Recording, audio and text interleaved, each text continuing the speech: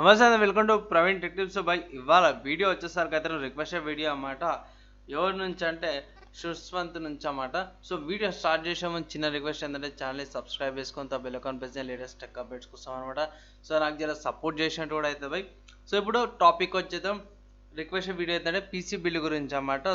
So Sushwanth ఏమని comment చేసిన అంటే I'm buying PC for normal use like MS Word, Excel, coding, Python language learning కోసం 30Kలో PC చెప్పు కాంపోనెంట్స్ ఏవి కొంటారు అనేసి అయితే కామెంట్ చేసిండు.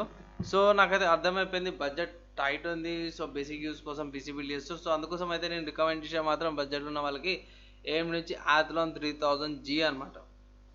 సో యాక్చువల్లీ నేను 30-100G రికమెండ్ చేస్తేనే కానీ ఆ ప్రాసెసర్ అట్ ప్రజెంట్ దొరుకుతలేదు. దొరికినా కూడా ఓవర్ ప్రైస్ దొరుకుతుంది. సో దానికైతే వెళ్ళకండి అనేసి అంటాను. సో 3300G స్పెసిఫిక్ ఎందుకంటే బడ్జెట్లో వస్తుంది, తక్కువ పవర్ కన్జంప్షన్ అన్నమాట, బెస్ట్ వాల్యూ ఫర్ మనీ కూడా వస్తుంది. ఈ ప్రాసెసర్తో మీరు నమ్ముతారో నమ్మరో కానీ ఈ ప్రాసెసర్ మీద కూడా గాడ్ ఆఫ్ వార్ రీసెంట్గా రిలీజ్ అయిన గాడ్ ఆఫ్ వార్ గేమ్ కూడా ఆడిర్ బై.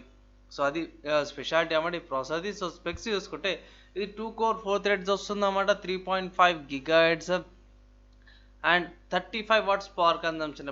సో పవర్ అనేది చాలా తక్కువ తీసుకుంటుంది. ఇక్కడ ఓఎస్ సపోర్ట్ కూడా ఉంది మనకి, విండోస్ లెవెల్ సపోర్ట్ ఉంది, విండోస్ 10 ఉంది, యుబుంటు సపోర్ట్ కూడా ఉంది, అంటే లైనక్స్ సంబంధించిన ఆపరేటింగ్ సిస్టమ్ సపోర్ట్స్ కూడా ఉన్నాయి.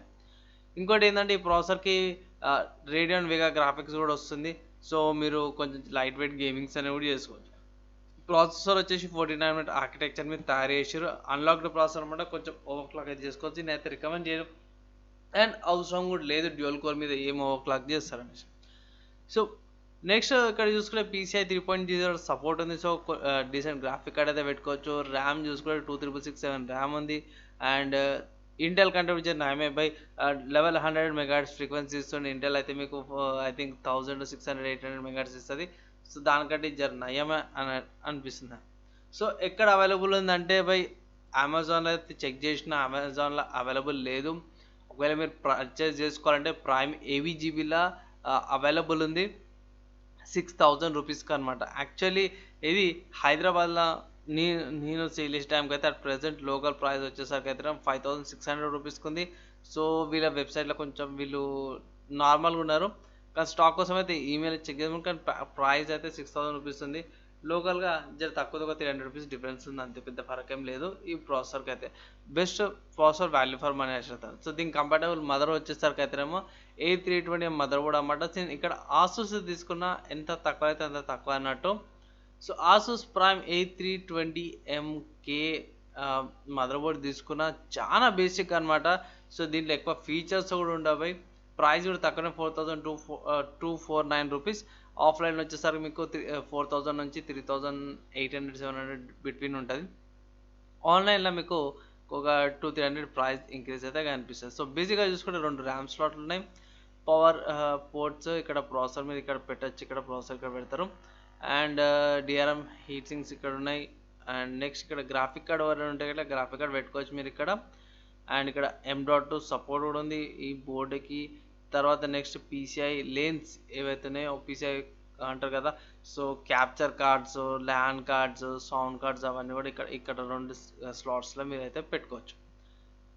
సో బ్యాక్ సైడ్ ఏముంది, సో బ్యాక్ సైడ్ చూసుకుంటే PS2 కనెక్టర్స్ 2 సపరేట్ ఇస్తుండు, VGA పోర్ట్ ఇస్తుండు అన్నమాట. అండ్ HDMI పోర్ట్ కూడా ఇస్తుండు. సో ఒకవేళ మీ దగ్గర పాత మానిటర్ ఉంటే ఇట్లా విజయ్ యూజ్ చేసుకోవచ్చు, కొత్త మానిటర్ ఉంటే ఇట్లా HDMI యూజ్ చేసుకోవచ్చు. 4 బ్లూటూత్ 3.0 పోర్ట్స్ వస్తున్నాయి, 2 బ్లూటూత్ 2.0 పోర్ట్స్ వస్తున్నాయి, ఇథర్నెట్ పోర్ట్ వస్తుంది అండ్ ఆడియో కనెక్షన్స్. సో ఇక్కడ ఒక దాని నుంచి అయితే మీరు బయోస్ అప్డేట్ కూడా చేసుకోవచ్చు, కానీ నేను రికమెండ్ ఆసూస్ ఏమంటారు A320Mకి మదర్ బోర్డ్కి బయోస్ అప్డేట్ చేసి కూడా పెద్ద ఫరక్ ఏం పడదు. సో బాక్స్లో ఏమేమి వస్తున్నాయంటే mother board, cables, SATA cables 2 ఇస్తాడు ఆబ్వియస్గా, IO షీల్డ్ ఇస్తుండే, డాక్యుమెంట్స్ అండ్ CD, అంతే. బాక్స్లో ఇంకేం ఉండదు. సో బేసిక్ బడ్జెట్లో ఉన్న మదర్ బోర్డ్ అనమాట. తర్వాత చూసుకుంటే ర్యామ్ గురించి అన్నమాట. So RAM crucial basic RAM తీసుకున్న 8GBది. సో కోడింగ్కి నాకు తెలిసి 8GB ర్యామ్ సరిపోతుంది, ఎందుకంటే ఇంకొన్ని ఇన్స్టిట్యూషన్స్లో సర్వీస్ మెయింటైన్ చేస్తాను. సో అక్కడైతే మినిమం 8GB సరిపోతుండే వాళ్ళకి. ఇంకా 2 GB మిగిలిపోతుండే. 6 GB ఎక్కువ కోడింగ్స్ తీసుకుంటుండే అన్నమాట. అంటే నోట్ ప్యాడ్ ప్లస్ ప్లస్ అవన్నీ కొన్ని సాఫ్ట్వేర్స్ ఉంటుండే. సో వీటికైతే 8 GB ర్యామ్ సరిపోతుండే. అండ్ సో నేను 8 GB అయితే రికమెండ్ చేస్తున్నా. 3000 రూపీస్ ఉంది 2666ది. 2666 ఎందుకు తీసుకున్నాం అనేసి అయితే మీరు అనొచ్చు. సో ఎందుకంటే ఇక్కడ రికమెండ్ చేసేది అఫీషియల్ వాళ్ళ వెబ్సైట్లో రికమెండేషన్ ఏది ఉందో అదే తీసుకున్నమాట. మళ్ళీ ఎక్కువ తక్కువ అయితే గిట్లా బిస్కెట్లు గిట్లా అయితే అనేసి అయితే తీసుకోలేం. తర్వాత ఇంకోటి గైస్ చూసుకుంటే స్టోరేజ్ అన్నమాట. సో పిఎన్వై ఎస్ఎస్డి స్టోరేజ్ తీసుకుంటున్నా. సో పిఎన్వై గురించి అయితే నేను పర్సనల్గా చెక్ చేయలేదు. ముందు చెప్తున్నా, పర్సనల్గా నేను చెక్ చేయలేదు పిఎన్వైది. కానీ నా సర్కిల్లో మాత్రం బాగానే ఉంది, పర్ఫార్మెన్స్ బాగుంది, ఏ ఇష్యూ అయితే ఏం వస్తలేదు, స్మూత్గా నడుస్తుంది అనేసి అయితే నా సర్కిల్ ఏవైతుండే టెక్ సర్కిల్ అయితే బాగుంది అనేసి అంటారు. సో ఇట్లా మదర్ బోర్డులు ఎక్కడైనా సరే మూలకి సెట్ అయిపోతుంది. ల్యాప్టాప్లో కూడా వచ్చేస్తుంది. బాక్స్ పీస్ అనమాట.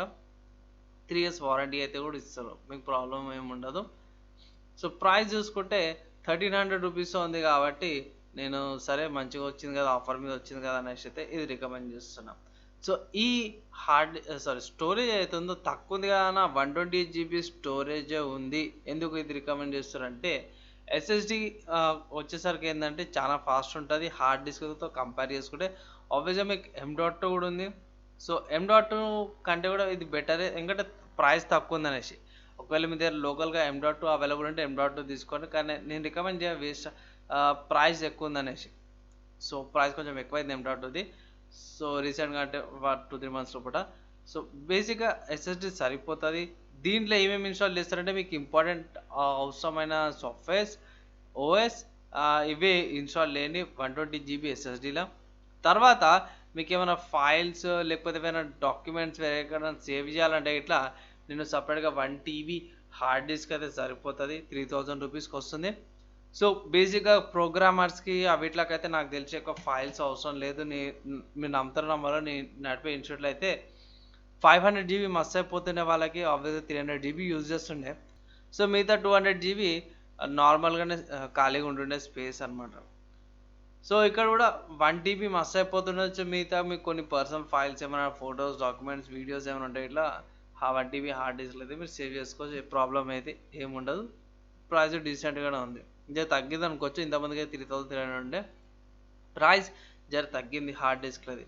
తర్వాత ఫైనల్గా చూసుకుంటే గైస్ క్యాబినెట్ అనమాట. సో ఇక్కడ క్యాబినెట్కి వచ్చేసరికి ప్రాసెసర్ ఏదైతే ఉందో తక్కువ పవర్ కన్జంప్షన్ చేస్తుంది. పవర్ గురించి మీరు ఏంటంటే ఇక్కడ అఫీషియల్ వాళ్ళ వెబ్సైట్ ఉంది కదా, సో అఫీషియల్ వెబ్సైట్లో ఇక్కడ డిఫాల్ట్ టీడీపీ చూసుకుంటే 35 watts ఉంది. సో ఇందుకోసమే నేను ఒరిజినల్ వెబ్సైట్కి ఏమంటారు ఫ్రంట్ అండ్ బ్యాక్ ఓకే వస్తున్నా, ఎందుకంటే వాళ్ళ రెఫరెన్సెస్ కంపల్సరీ చెక్ చేసుకోవాలన్నమాట.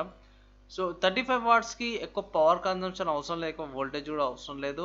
ఏదైతే డిఫాల్ట్గా మనకి క్యాబినెట్స్తో పాటు కొన్ని ప్రీబిల్ క్యాబినెట్స్తో పాటు SMPS వస్తాయన్నమాట. సో ఆ SMPS సరిపోతుంది. So SMPS with cabinet 2-in-1 combo ఉంది. సో ఇదైతే రికమెండ్ చేస్తున్నాను నేను. అండ్ అడిషనల్గా దీనికి సంబంధించిన ఇన్ఫర్మేషన్ చూసుకోవాలంటే guys ఇక్కడ మీరు చూసుకోవచ్చు. ఇక్కడ ఏమంటారు కాంటాక్ట్ డీటెయిల్స్ కూడా ఉన్నాయి, ఫింగర్స్ క్యాబినెట్ అనమాట. సో క్యాబినెట్ అయితే బాగుంది. అండ్ ఫ్యూచర్లో మీరు అప్గ్రేడ్ చేసుకోవాలన్నా లేకపోతే ఇక్కడ ఎగ్జాస్ట్ ఏదైతే ఉందో అది పెట్టుకోవాలన్నా సరే సైడ్ మీరు ఎగ్జాస్ట్ అయితే పెట్టుకోవచ్చు. 120mm ఫ్యాన్స్ ఏవైతే ఉంటాయో ఇక్కడ ఎగ్జాస్ట్ ఫోన్కి హీట్ జనరేట్ అయినాక గాలి బయటికి రావడానికి కూడా ఇది బెనిఫిట్ అవుతుంది. సో మీరు ఫైనల్ గైస్ ఇది ఒక అప్డేట్ ఏంటంటే సుష్వాంత్ ఎవరైతే ఉన్నారో అతని బడ్జెట్ ఎంత చెప్పారంటే నాకు 30K బడ్జెట్ చెప్పారు అన్నమాట. సో నేను మీరు నమ్ముతారో నమ్మరో కానీ 30K బడ్జెట్లో నేనైతే ఎంత చేసిన అంటే 20,038 రూపీస్కి వేసిన అన్నమాట ఈ పీసీ బిల్డ్. సో ఇక్కడ బడ్జెట్ చూసుకుంటే 20,000 అయింది. పార్ట్స్కి ఏవైతే సెలెక్ట్ చేశానో ఆఫ్లైన్లో మీరు వెళ్ళి చెక్ చేసిరా అనుకోండి, మేబీ ఇంకొంచెం తక్కువ కావచ్చు. ఐ థింక్ 18,000 19,000 మధ్యలో అయితే రావచ్చు. అండ్ అంటే హైదరాబాద్ సర్కిల్లో చెప్తున్నా బాయ్స్. మళ్ళీ మీరు ఏపీలో ఉన్నా లేకపోతే వేరే స్టేట్స్ ఉన్నా వేరే డిస్ట్రిక్ట్లు ఉన్న డిస్ట్రిక్ట్ వైజ్ కూడా స్టేట్ వైజ్ కూడా ప్రైజెస్ చేంజ్ అయితే ముందే చెప్తున్నాం. హైదరాబాద్ ప్రైస్ అయితే జర తగ్గే ఛాన్స్ ఉంది. 18,000 నుంచి 19,000 మధ్య లోకల్ ప్రైస్ నడుస్తుంది. అండ్ 30,000 ఇంకా బడ్జెట్ అయితే ఇంకా 10,000 బడ్జెట్ ఉంది. సో ఇంకా 10,000లో మీరు మానిటర్, స్పీకర్స్, కీబోర్డ్, మౌస్ వేరే ఏమైనా PSUs అవన్నీ కూడా కలుపుకొని యాడ్ చేసుకున్నా సరే కూడా మీకు అరౌండ్ అంతే పడుతుంది 30,000 ఓవరాల్ ఒక పీసీ బిల్డ్ అయితే అయిపోతుంది 30Kల. సో ఇది నేను సుష్వంత్ కోసం అయితే సపరేట్గా రిక్వెస్ట్ వీడియో అనమాట. అండ్ గైస్ ఈ వీడియో గిట్లా మీకు యూస్ఫుల్ అయింది, మంచిగా అనిపించింది అంటే ఇట్లా please video like and share చేయండి.